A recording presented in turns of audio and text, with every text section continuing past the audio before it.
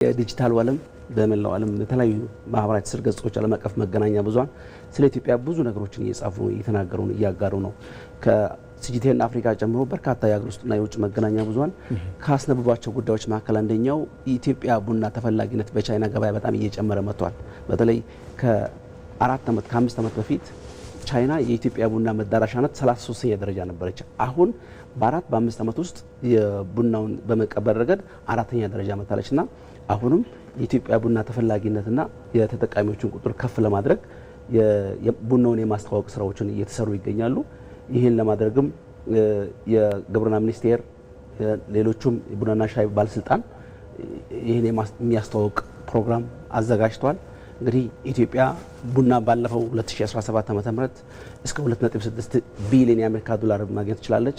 2018ም የቡና ምርት ጥራትን በማሳደግ መጠኑን በማሳደግ አጠቃላይ የማስታወቅ ስራዎችን በመስራት ከቡና የሚገኘውን ገቢ ወደ 3 ቢሊዮን የአሜሪካ ዶላር ለማሳደግ እየተሰራ እንደሆነ የተገለጸው። በተለይ በቻይና ለቀናት የሚቆየውም ይሄ የቡናን የማስተዋወቅ ፕሮግራም ዋና ዓላማ ቻይና የልዩ የቡና ጣዕምን በማወቅ ረገድ በመጠቀም ረገድ የተጀመረው ጥረት የበለጠ ለማስፋትና ገበያውን የማስፋት ስራ ዓላማ ያደረገ እንደሆነ የተገለጸው።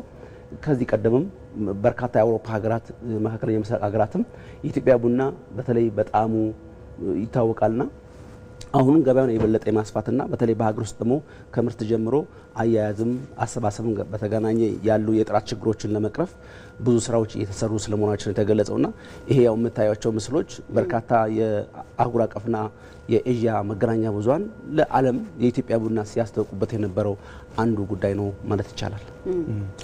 አዎ የኢትዮጵያ ቡና እንግዲህ ተፈላጊ ነው በዓለም አቀፍ ደረጃ በብዛት በማምረት ከሚታወቁ ሀገራት ጎን ለጎን ጣዕሙ በልዩ ሁኔታ ይፈልጋል። በአጋጣሚ ሆኖ ኮፕ 30 በብራዚል በነበረኝ ቆይታ እሱን ለማመልከት ችያለሁ። የኢትዮጵያ ቡና ብለው የሚመጡ በቃ ለዚሁ ዓላማ ብለው እዛ የኢትዮጵያ ፓቪሊዮን ላይ የሚመጡ ሰዎች እንደነበሩ በብዛት ተመልክቻለሁና እንደተባለው ቁጥሩ እየሰፋ ነው። በጣም ደስ ይላል። ሁለተኛው ጉዳይ የአገር ውስጥ ቱሪዝም መነቃቃት ትልቅ አይነታዊ ሚና የተጫወቱ ያሉ የተለያዩ ሃይማኖታዊ በዓላት በትላንትና ሁለት ቁልቢ ገብርኤል የንግስ በዓል በድሬዳዋና በሐዋሳ ተከብሯል። እንግዲህ ከመላ ኢትዮጵያ የተውጣጡ የኦርቶዶክስ እምነት ተከታዮችም በዚህ በዓል ለመታደም በአመት እንግዲህ ሐምሌና ሚያዝያ አካባቢ ነው የሚካሄደው። በትላንትና ሁለትም ከቀናት በፊት ጉዟቸው ይዛ ያደርጉ የነበሩ ሲሄዱ ጀምሮ ኢትዮጵያውያን የኢትዮጵያን ባህል በተለይ እንግዳ የመቀበል ባህልን በደንብ ያሳዩበት በብዙ ሺህ የሚቆጠሩ ኢትዮጵያውያንም በሰላም ወጥተው በዓሉንም በሰላም አክብረው በፍቅር የተመለሱበትና እንግዲህ ድሬዳዋን እኛ በስነ ጽሁፍም በአካል የምናውቃት የፍቅር የመቻቻል የአብሮነት ከተማና ትንሿ ኢትዮጵያ በሚል ነበር ስትገለጽ የነበረው።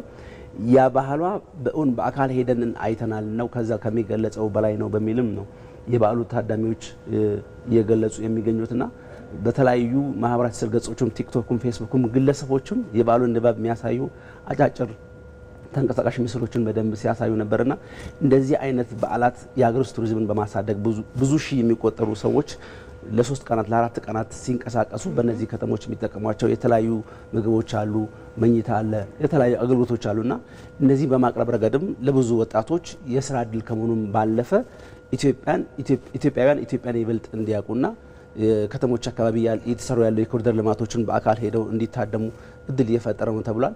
እንግዲህ በበዓሉ ታድመው የነበሩ የድሬዳዋ ከተማ ኮሚኒኬሽን ያናገራቸው ስለ ድሬዳዋ ብዙ ሰምተናል፣ ብዙ አንብበናል። በአካል መተን ደግሞ ስለ ድሬዳዋ ያየነው ከጠበቅነው ከገመትነው ካነበብነው በላይ ነው በሚል የተገለጸው። በተለይ የድሬዳዋ ከተማ አስተዳደር ከንቲባ ካዲር ጁሃር ለኦርቶዶክስ እምነት ተከታይ የሃይማኖት መሪዎች ሲገቡ ጀምሮ ያደረጉት አቀባበል በቆይታቸውም ያደረጉት መስተንግዶ የኢትዮጵያዊነት ልክ ነው። አሁን ድሬዳዋ ትንሿ ኢትዮጵያ ሳይሆን በቃ ኢትዮጵያ በሚል ነው ሲገልጿት ተነበረውና አንዱ በዓሉን በሰላም ተጀምሮ በሰላም ስለመጠናቀቁ የትላንትናው ዕለትም የፌዴራል ፖሊስ በደንብ ሲገልጽ ነበርና እነዚህ በዓላት ብዙ ህዝብ የሚሰበሰብባቸው በመሆናቸውም ህዝቡም በየአካባቢ የሚገኘው ፖሊስም በቅንጅት በመስራታቸው ያለምንም ችግር በሰላም ስለተጠናቋልና ይሄ ለሀገር ውስጥ ቱሪዝም እድገት መነቃቃት የራሱ አስተዋጽኦ አለውና ይበልጥ ማጠናከር ያስፈልጋል። በዓል እንግዲህ እንዳልከው በአመት 2 ጊዜ ነው የሚከበረውና ላሉ እንዳልከው ከሀገር ውስጥ ቱሪዝም መነቃቃት ባለፈ ማህበራዊ መስተጋብርን ከመፍጠር አንጻር ከፍተኛ የሆነ አስተዋጽኦ ነው የሚያበረክተውና ቀደም ሲል የድሬዳዋ ከተማ አስተዳደር ከድር ጆሃርም ለምእመኑ ወደ ቁልቢ ገብርኤል ለሚሄደው ሁሌ በየዓመቱ የተለየ የሆነ አቀባበል ያደርጋሉና በማህበራዊ ትስስር ሚዲያው በጣም በከፍተኛ ሁኔታ ነው የሚንሸራሸረው። ከዛ ባለፈም እንግዲህ የሙስሊም ወንድሞችና እህቶች ደግሞ ለዚህ ክብረ በዓል ወደ ቦታው የሚያቀኑትን ደግሞ በማስተባበር በኩል ውሃ ሲጠማቸው ውሃ በመስጠት የሚያስፈልጋቸውን ነገር በማድረግ በኩል ደግሞ ይሄ ማህበራዊ የሆነ መስተጋብሩን፣ አንድነትን፣ ፍቅርን የሚጸናበት ነውና በጣም ትልቅ የሆነ በዓል ነው። ከሃይማኖታዊ ይዘት ባለፈ ደግሞ የተለያዩ አበርክቶዎችን ጥሎ የሚያልፍ ነው። ትክክል ብለሻል ሜሮን። ሶስተኛው ጉዳይ ወደ አፍኮን ይወስዳቸዋል። እንግዲህ የአፍሪካ ዋንጫ ከዚህ ቀደም በየ2 ዓመቱ ነበር የሚካሄደው። አሁን ካፍ አዲስ ውሳኔ አሳልፏልና ከዚህ ከሞሮኮ ከ35ኛው የአፍሪካ ዋንጫ ጋር በተገናኘ በርካታ አስገራሚ መረጃዎች እየወጡ ነው። አሁን ይሄ የምትመለከቱት ሰው ከ21 ዓመት በፊት ነበር ከሞሮኮ ወደ ፈረንሳይ አድርጎ ኑሮውን ስራውን መሰረት አድርጎ ስለነበር ግን ቀንደኛ የሞሮኮ ደጋፊ ነው።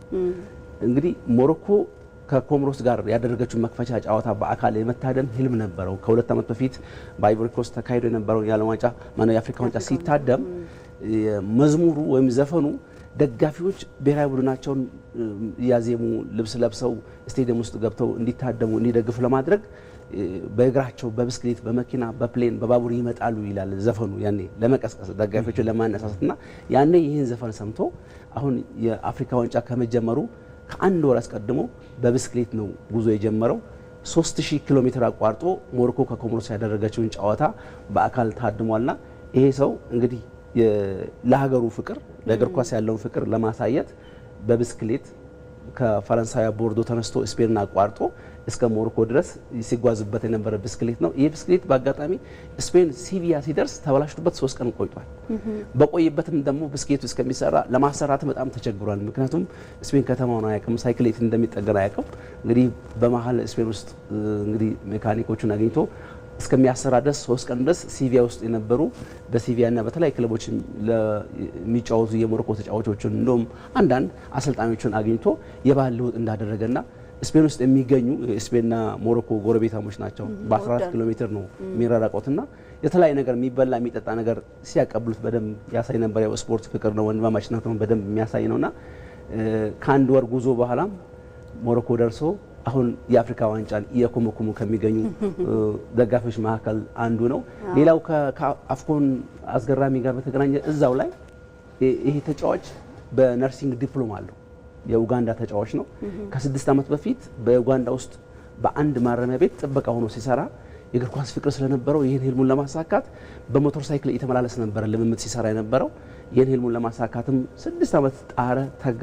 በመጨረሻም በ31 ዓመቱ የኡጋንዳ ብሔራዊ ቡድን አባል ሆኖ ኡጋንዳ ባለፈው ከቱኒዚያ ስትጫወት አንድ መሰዘኛ ጎል አስቆጥሯል። እንግዲህ 3-1 ብትሸነፍም እንግዲህ ተስፋን ሰንቆ ታግሎ ከ6 ዓመት በኋላ የብሔራዊ ቡድን አባል በመሆን አንድ ጎል አስቆጥሯልና በ2024ም የፊፋ ፑሽካሽ የሚባል ይሄ ልዩ ኳሶችን በማስቆጠር በየአመቱ የሚመረጡ አሉና በክለብ ደረጃ ያስቆጠራት ኳስ የፑሽካሽ እጩ ሆና ቀርባ ነበርና አንዳንዴ ህልም ያላቸው ሰዎች ህልማቸውን ለማሳካት ወጥነት ያለው ጥረት ካደረጉ ህልማቸውን ማሳካት እንደሚችሉና በበርካታ አፍሪካውያን ወጣቶች ተስጦ ያላቸው ልጆችም ያሉበት አህጉር ስለሆነች የዚህ ልጅ ተሞክሮም ብዙዎቹ እያነሱት ይገኛሉ።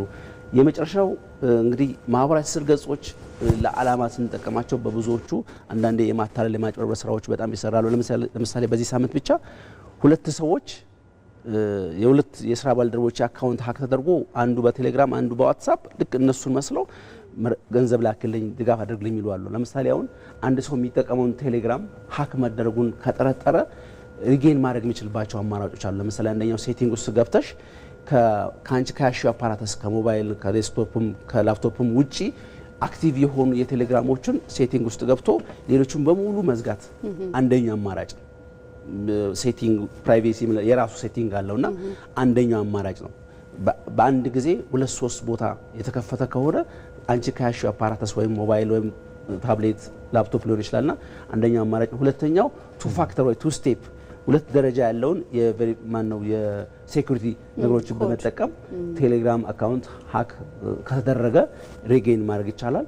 ከዛ የመጨረሻ አማራጭ ደግሞ ያው ቴሌግራሙ በስም የተከፈተ ከሆነ ፎርማት ማድረግ አንዱ አማራጭ ነውና እያንዳንዱ ዲጂታል ቴክኖሎጂ ስንጠቀም አንዳንዴ ሀክ የማድረግ ቴንደንሲውም ከፍተኛ ስለሆነ በዚህ መልኩ አሬንጅ ማስተካከል አሁን ደግሞ ተበራክቷል አይደል? ብዙ ጊዜ ቴሌግራማችንን ገንዘብ ላክልኝ በተለይ በዛ ይሄ ሀክ የተደረገው የሆነ ፎቶአችሁ ማየት ትፈልጋላችሁ ምናምን የሚል የሆነ አፕሊኬሽን ይመጣልና ማንቀር የሚባል ደረጃ ላይ እስከሚደርስ ድረስ በጣም ብዙ ሰዎች በቴሌግራም ሀክ ይደረጋሉና ይሄ ጥሩ መረጃ ነው ብዬ አስባለሁ። ላሉ ለሰጠህን መረጃ እጅግ በጣም እናመሰግናለን። አመሰግናለሁ። መልካም ቀን።